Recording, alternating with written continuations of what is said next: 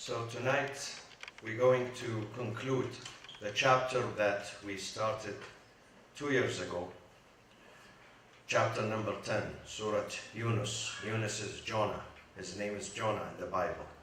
So we started his chapter, which is chapter number 10, 2 years ago, almost 2 years ago. And tonight we're going to conclude this chapter, which has 109 verses. So tonight we're going to go through the last 3 verses, 107, 109, and 107, 108, and 109. And inshallah, after Ramadan, we will choose another chapter. But in Ramadan, in the month of Ramadan, the holy month of Ramadan, which is going to be, by the way, Saturday, not tomorrow, not Friday. If you want to fast tomorrow, then your intention has to be the last day of Sha'ban, but not the first day of Ramadan. The first day of Ramadan is Saturday, inshallah ta'ala. You begin the fast, and then make sure that you get the timetable for fasting. We have it outside. If not, you can download it from the website.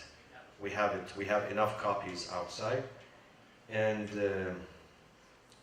inshallah, Ramadan is a month of blessings and good fortune, and month of revival, spiritual, social revival and energy for all of us. Yes, it is.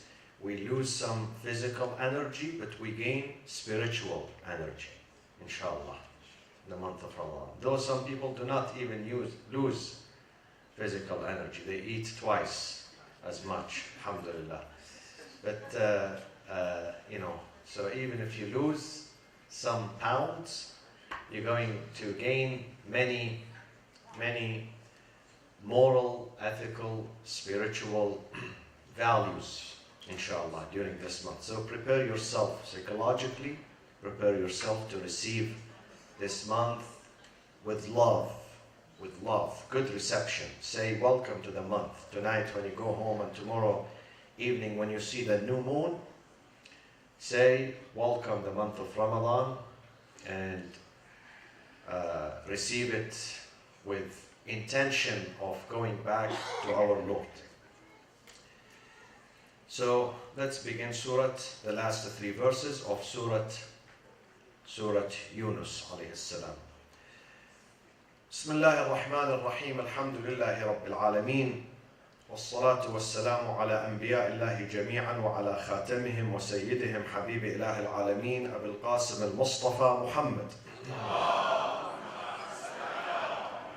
وعلى أهل بيته الطيبين الطاهرين المعصومين.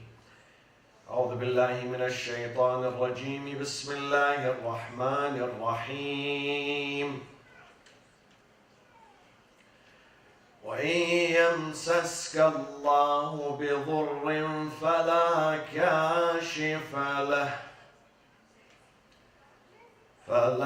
كاشف له إلا هو، وإن يردك بخير فلا راد لفضله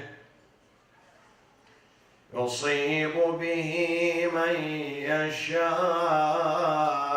من عباده وهو الغفور الرحيم. قل يا أيها الناس قد جاءكم الحق من ربكم، فمن اهتدى فإنما يهتدي لنفسه، ومن ضل فإنما يضل عليها، وما أنا عليكم بوكيل. واتبع ما يوحى إليك، واصبر حتى يحكم الله وهو خير الحاكمين. صدق الله العلي العظيم.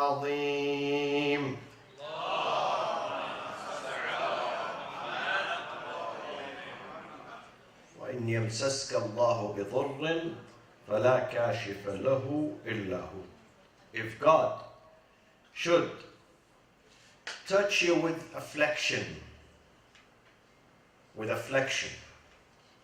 trials and tribulations, none can remove this affliction from you save He. And if He desires, وَإِنْ يُرِدْكَ بِخَيْرٍ, yuridka means desires. If He desires some good for you, none can hold back His bounties from you.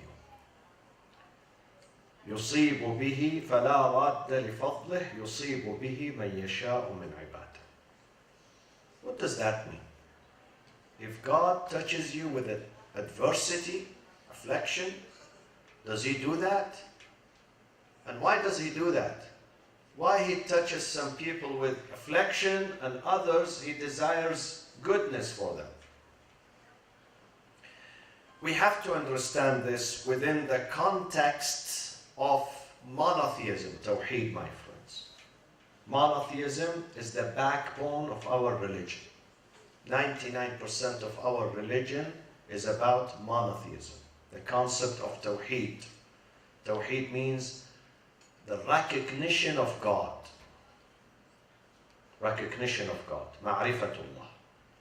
And this concept is very deep, but I make it very simple. I simplify the concept of monotheism. I can't cover it in one session. We need many sessions. But allow me to say that Tawheed and monotheism, the unity of God, has several branches and chapters. One of them is called, one of these branches, branch number 3, is called Tawheed al-Af'al, or At-Tawheed al-Af'ali, meaning the unity of the deeds. What does unity of deeds mean? It means every deed, every action, every motion, every movement in this universe is attributed to whom? To God. How is that? How is every motion, every action is attributed to Him? Even the bad ones? Yes, even the bad ones. But don't panic. Let me explain to you. The only force and power in this universe that is independent and influential is the power of God. All other powers, all other physical, material powers in this universe are dependent on God. So God is the operator, the generator, the source of every motion in this universe. Please listen to me. This is very complicated subject, sophisticated, but I'm simplifying it. So God is behind every motion in this universe. He's the generator.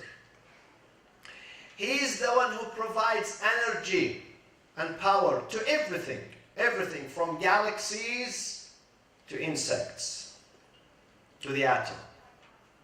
The generator and the giver, the donor, the attributor of this energy, whatever it is, whether it's huge or small, is God. However, the choice made regarding this energy, whether to use it, to utilize this energy for goodness or evil, whose choice is this? Is our choice. Are you with me? So even when someone murders, God has given him this power to murder. But God did not tell him, I want you to murder. God said, I gave you this energy and this power to build, to save, not to kill. He made the wrong choice. God leaves the choice for us. He does not dictate. Yes, He wants us to do good. He wants us to utilize these energies to build, to construct, to save. not to destroy. But it's up to us. At the same time, he says, listen, this is your choice. I'm not going to interfere in your choice. I'm not going. I show you the way. I teach you. I encourage you. I urge you. But I'm not going to force you. This is your choice. So this is the meaning of Tawheed. Tawheed al-Af'al. Af'al means actions.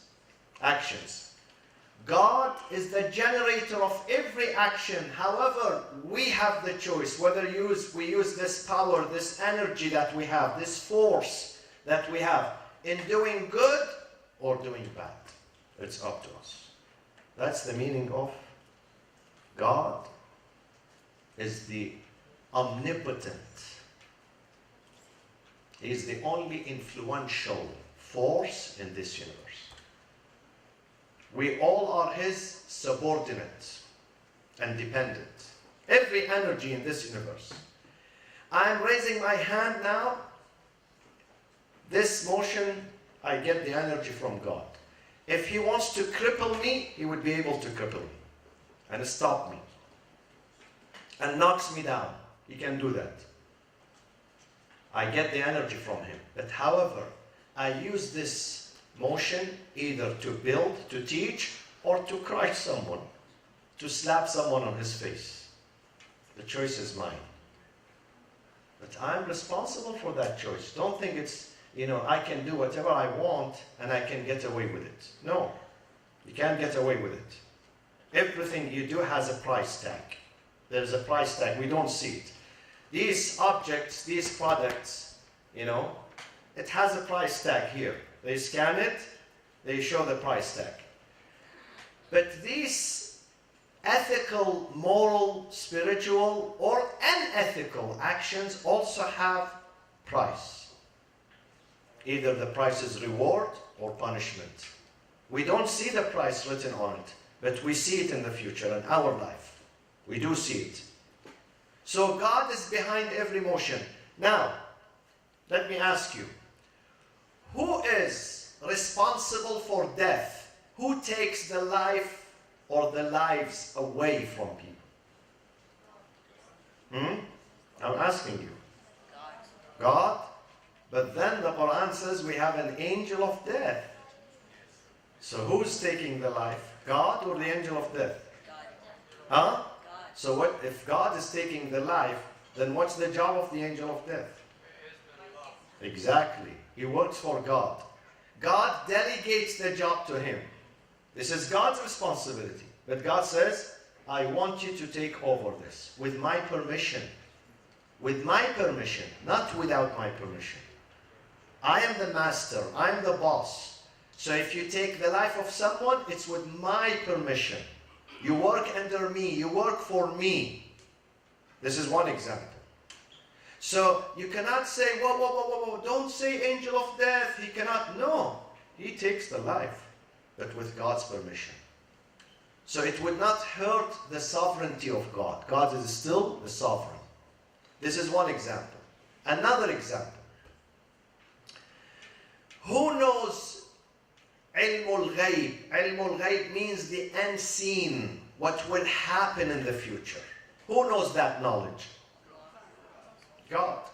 And God says in the Quran, قُلْ, O Prophet Muhammad, say to your community, قُلْ لَا يَعْلَمُ الْغَيْبَ إِلَّا اللَّهِ. Say to your community, the knowledge of the unseen, nobody knows about it except God. But sometimes God gives this power, the ability to know what will happen in the future to some individuals. He says this in the Quran. He says in the Quran, وَمَا كَانَ اللَّهُ لِيُطْلِعَكُمْ عَلَى الْغَيْبِ. God is not going to let you know what will happen to you in the future. He's not going. He's not going to let you know about the unseen. However, sometimes he chooses some of his servants and he shows them what will happen in the future. وَلَكِنَّ اللَّهَ يَجْتَبِي مِنْ رُسُلِهِ مَنْ يَشَاءُ. But God sometimes, for certain reasons, he will choose certain of his servants and messengers and he will show them the unseen so they know what will happen. So the privilege of knowing the unseen belongs solely to God. But does He give this privilege sometimes to certain humans? Yes, He does. This is His discretion. It's like I own my house. I own it.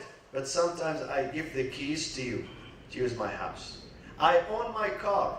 Belongs to me. Belongs to me.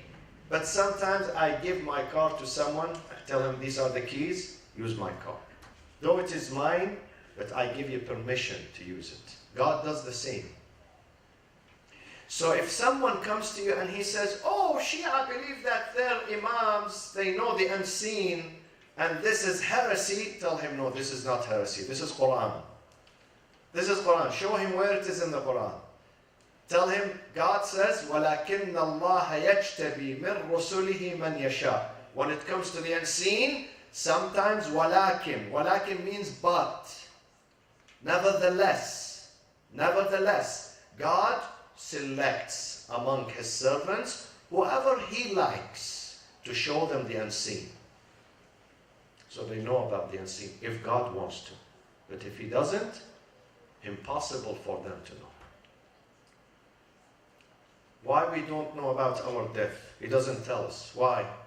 Because if God tells you about the date of your death, you are not going to sleep tonight. Neither tomorrow, nor after tomorrow, until you die. You're going to be worried. So He doesn't tell you about that. He says, I'll make it a surprise for you. Because you will keep thinking, oh, I have another 15 years, 5 years, 1 year. You're going to be sad. So He says, it's best that you don't know. So you can relax. Relax and work. The only thing I ask you to do is to work. Work harder and harder. So you'll be successful. Okay? I said today there was a funeral, Newport Beach. I said in that funeral that I read the last notes of Steve Jobs. Who doesn't know Steve Jobs? Raise your hand. Okay? Steve Jobs. Okay? We all use his products. His products. Okay? He was saying, when he was on deathbed, he was saying that my company today is the biggest and the largest. $700 billion worth, this company. But he said, this money does not help me now. Now that I am on deathbed, this money does not help me anymore. He says, even if you are the richest person and you have billions of dollars, a time would come that your money would not help you. He gives this example. He says you can hire a driver to drive your car for you and you sit there and relax. But you cannot hire someone with your money, though you are very rich, to carry the pain and the suffering that you have in your body. You cannot say to someone, listen, I give you $10 million, just take the pain away from me, put it in your body. Can you do this? You can't. You can't transfer your pain to someone else. You can't, even if you are the richest person. So this means that money is not everything. Some people say, if I have money, I can do everything, anything. You are not right. Certain things money cannot help you. So what would help you? Your good relationships with people. That would help you. He says, the best memory I'm going to take with me, he said, all this wealth, I'm not going to take it with me to the grave. I'm not. I'm going to leave it behind. But I can take one thing with me. The good deeds and the good relationships that I had with people. They will benefit me. And this is Quranic concept. He's speaking, he's translating the Quran for us. Allah says in the Quran, in the Holy Quran, يَوْمًا, on a day, which is the day of judgment, which is the moment of death. لا ينفع مال ولا بنون إلا من أتى الله بقلب سليم. Your wealth, your incorporations, your properties, You work 50 years running. You don't even have time for your family, for your children, for your friends. You don't go to any function. Why? Because I'm working. Then you're going to leave all these things, believe me. Someone else is going to come and enjoy your wealth, who never worked, who was very lazy, okay? He's going to inherit these funds. All the money is going to be gone to someone else, and you go empty-handed to your God. You say, God, I was busy collecting the money. Don't do this to yourself. Don't abuse yourself. Work is very good. Job is very good. We need the job. We need the money. But to a certain limit. To a certain limit. Because too much money sometimes goes against yourself. Takes you away. I know many of you today, if you had more money, you wouldn't have come to the mosque. Believe me. You would have been busy how to increase my money. How to make 1 million, 2 million. How to make the 5 million, 10 million. How to make the 100 million, 200 million. You would not even have time to spend with your kids. Sometimes I say, I am enjoying the best life more than any other millionaire in this universe. I always say, God, give me what I need. What I need at the time that I need. Do not let me ask people for help. Only let me ask you. But above what I need, don't give me. I don't need it. Because it's going to go against me. I'm not going even to have time to spend some hours with God. You know, some people don't pray. Why don't pray? Because I'm running from this meeting into that meeting, from this, trip into that one. They don't have time for themselves. And at the end, they're going to leave this money behind. They're going to leave it behind. God says, use this money to build yourself and build others. Help yourself. You have extra money, there are people who are waiting. People who are poor. People who don't have money to pay rent. People don't have money to go to the grocery shop. Help them out. Help them out. These are the assets that are going to remain. يوم لا ينفع مال ولا بنون إلا من أتى الله بقلب سليم.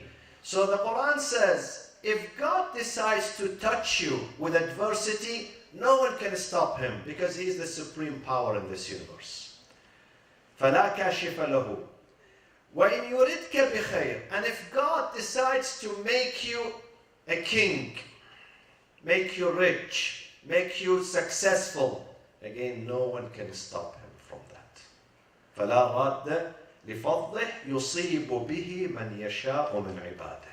With his goodness, he can give and bestow on whomever he likes among his creation. من عباده وهو الغفور الرحيم. And ultimately, God is the most forgiving, the most merciful. Then we come to 108.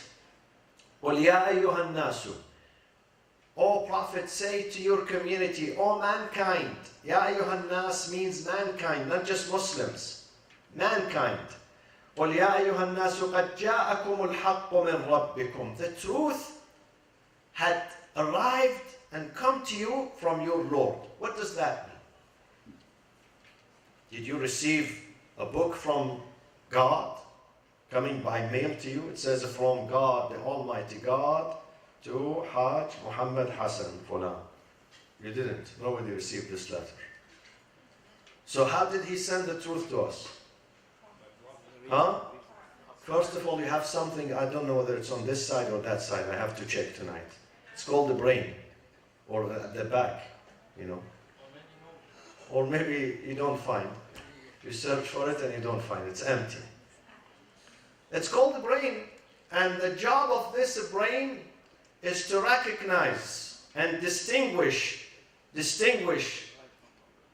the good from the bad, the truth from falsehood.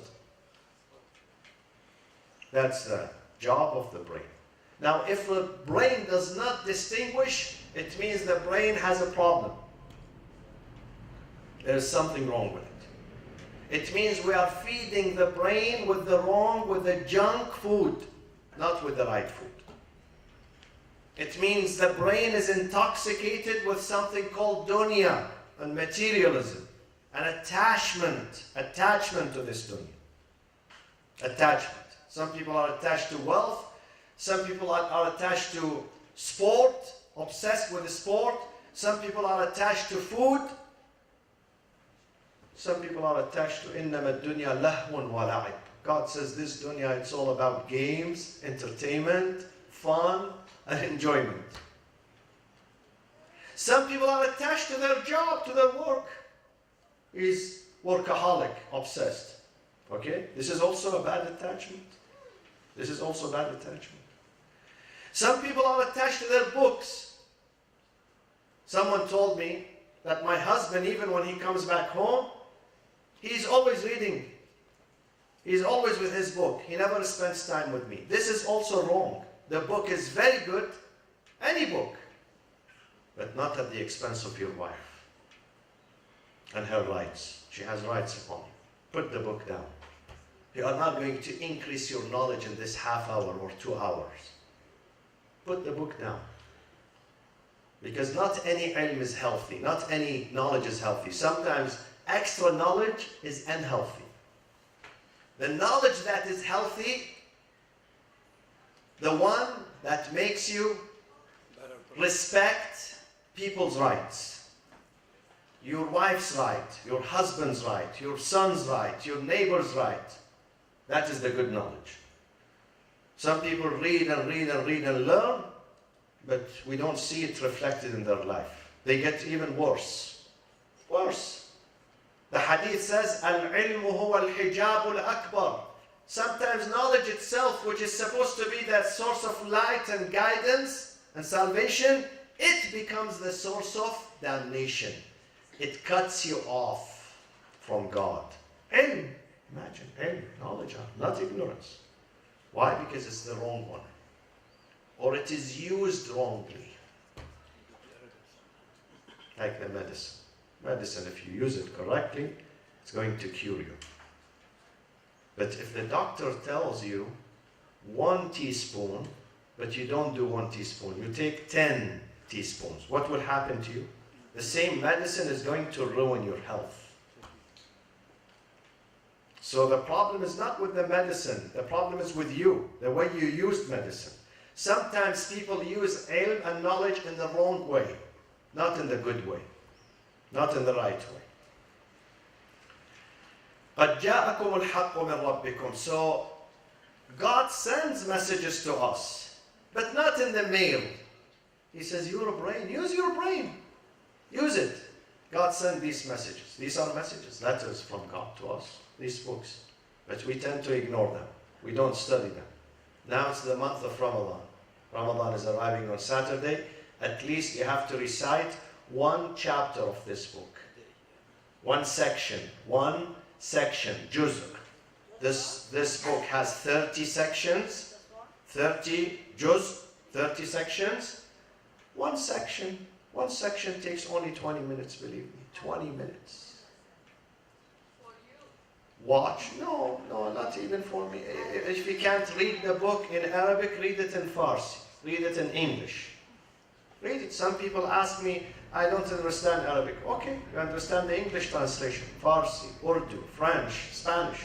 Read it in the language you understand it. This book is to be reflected upon, not just read. Not just read. Some people read it, but they don't understand it. What's the point? Read it so you can get it, you can understand it. So if English is easier, read it in English, no problem. You get the thawab, you get the reward. God knows about your heart, your intention. God knows that you need to read this book to learn it, not just to read it for the sake of reading and memorization. Some people memorize the book, but still this book is not helping them. Believe me, scores of memorizers we have, Huffaz. This book is not helping them. They don't learn it, they just memorize it. This book has to be kept in the heart. In the heart. نَزَلَ عَلَىٰ قَلْبِكَ. God says to Prophet Muhammad, we sent this book onto your heart. نزل على قلبك لتكون من المنذرين بلسان عربي مبين. So God sent us the truth. He showed us the way. And then He left us with the choice. إِنَّا هَدَيْنَاهُ السَّبِيلَ إِمَّا شَاكِرًا وَإِمَّا كَفُورًا. Now some people, let me conclude with this. Some people say, I am praying, I'm going to the mosque, I'm fasting, I'm doing this, but there is no success in my life, no change in my life. What is the answer? They say in the past, I didn't pray, I didn't fast, I didn't go to the mosque, I did not read the Quran, I did not practice religion. Now that I'm doing all these things, I don't see the change in my life, no success. Two answers. Answer number one, what do you mean by success? If you mean by success material achievements, no. God never said, never promised that if you read this book, the following day you're going to make $1 million. Or if you pray and go to the mosque in Ramadan, at the end, you're going to win the lottery. He never said that, believe me. And if that was true, I would be the first one to win the lottery 20 times. But I didn't. Okay? God never made this a promise to His prophets. Look at His messengers and prophets. He never said to them, if you work, if you worship me, you're going to be a millionaire. Never. God said no. Don't measure success with the amount of the money you make. You are making the wrong assumption and the wrong measurement. God says you will be more powerful in your life. You will be more assertive. You will be more confident. You will get close to me. So if something happens to you, something a loss takes place in your life, you are not going to lose yourself. You are going to remain strong. The job of the faith is not to make me richer financially. It makes me richer spiritually. So even if I miss something material, I don't care about it. I don't lose my dignity and my honor. I don't. I don't take away my life. No. I say I have God in my life. I'm just like millions and millions of people who are living on this earth. It makes me more aware that I'm a guest in this life. I'm here for a number of years and then I leave. I'm not here to stay. That's the job of religion. Okay? This is number one. Number two, answering the question, why I started praying, but I don't see any change in my business. Because God says, this life is the life of struggle and test, imtihan, ikhtibar. And when you test someone or something, they go through lots of tribulations. So you have to work hard. So you can get successful. Now it's the season of graduations. High schools, college states, next month, June, it will be UC system. Thousands and thousands of students are graduating. They worked hard, 5 years, some of them 6 years. They worked very, very, very hard. Now they see the fruit of their work. They see it now, at that moment. It's the same with us. We have to work 30 years, 40 years, 50 years. Work for the hereafter, then you will see the fruit. Nothing comes for free. You have to struggle. God says you would never make it to paradise unless you struggle in this life. God says you think, you assume that you make it to Jannah, to paradise, while you have a very nice journey here, free of problems. That would not happen.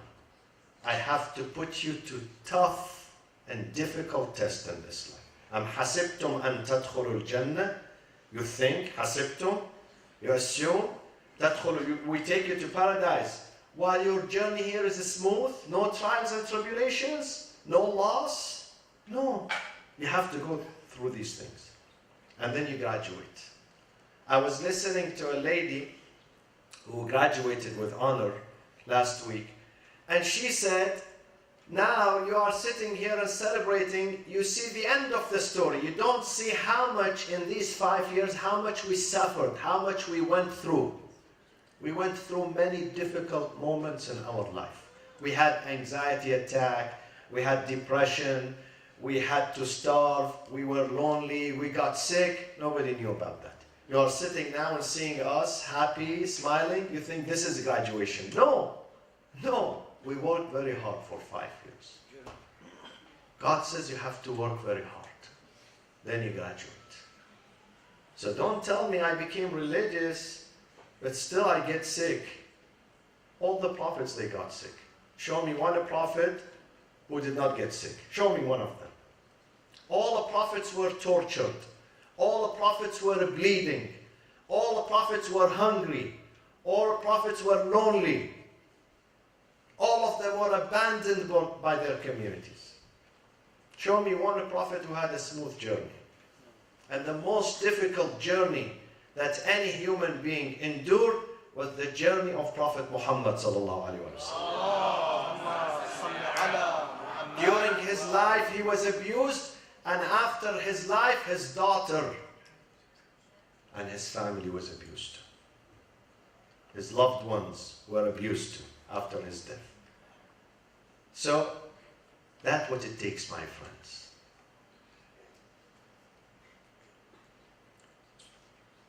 فَمَنِ اهْتَدَى فَإِنَّمَا يَهْتَدِي لِنَفْسِهِ.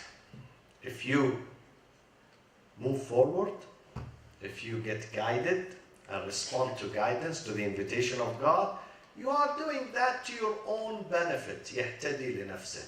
وَمَنْ ضَلَّ.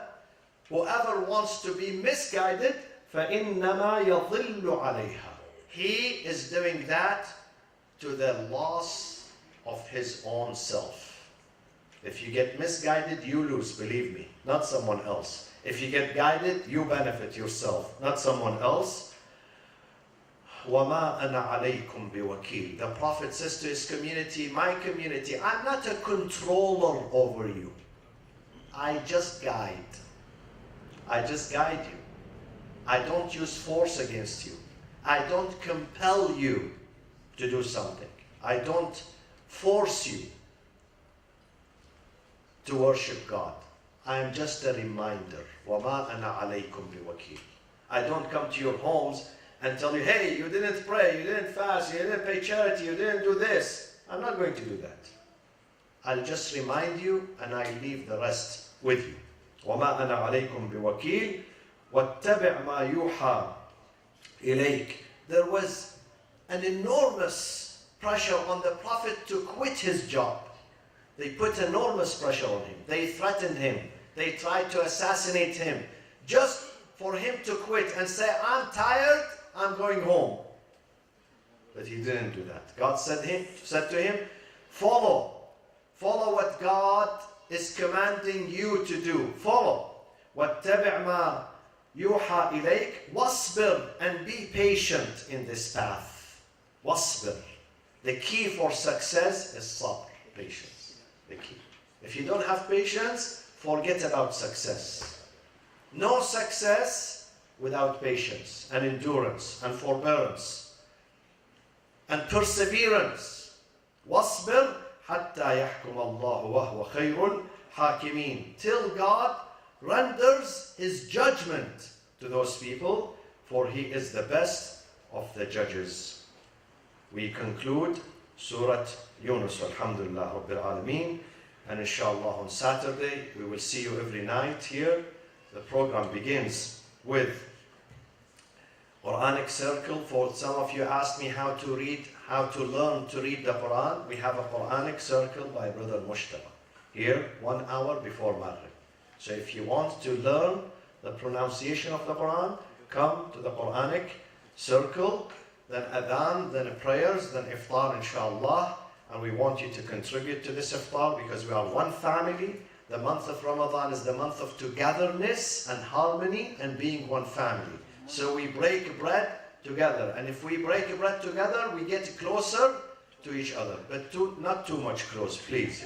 Keep some distance. And inshallah, we do the dua and about 20 minutes of reflection. And feel free, if any one of you has a story to share, any reflection, feel free to speak, but speak to the coordinator. Brother Samir Amiri and Ali Tehrani are the coordinators. Give your name to them so they can announce it, inshallah. Allahumma aghfir lil-mu'minina wal-mu'minat wal-muslimina wal-muslimat al-ahya'i minhum wal-amwat تابع اللهم بيننا وبينهم بالخيرات إنك مجيب الدعوات إنك غافر الخطيئات إنك ماحي السيئات وجعلها حسنات. I have two requests. One is to recite Amman Yujib for our dear sister, Sister Fatma Saleh. Many of you know her, some of you do not know her. She was a big contributor into the making and the establishment of this institution 20 years ago. She used to do everything for this center, out of her heart. Now she's in a very critical condition. She's bedridden. She's in a very critical condition. She needs liver transplant. Probably tomorrow are going to transfer her to another state. So please, please raise your hand and with your heart, with your qalb, with your heart, with your intention, please urgently pray to Allah to save her life and bring her back safe and sound and healthy to her family and her community. أعوذ بالله من الشيطان الرجيم. بسم الله الرحمن الرحيم. أمن يجيب المضطر إذا دعاه ويكشف السوء. أمن يجيب المضطر إذا دعاه ويكشف السوء. أمن يجيب المضطر إذا دعاه ويكشف السوء. أمن يجيب المضطر إذا دعاه ويكشف السوء. أمن يجيب المضطر إذا دعاه ويكشف السوء. يا الله، اللهم اكشف السوء عنها وارحمها برحمتك يا أرحم الراحمين وألبسها ثوب الصحة والعافية. Today also we buried 3 hours ago an honorable member of our community, a lady who used to come to this mosque, Marhuma Hajia Fatma Abdizadeh. And I asked you, the mother of our sister Sudaba Abdizadeh, so I asked you please to remember her in reciting Surat Al-Fatiha مع الصلاة على محمد وآل محمد.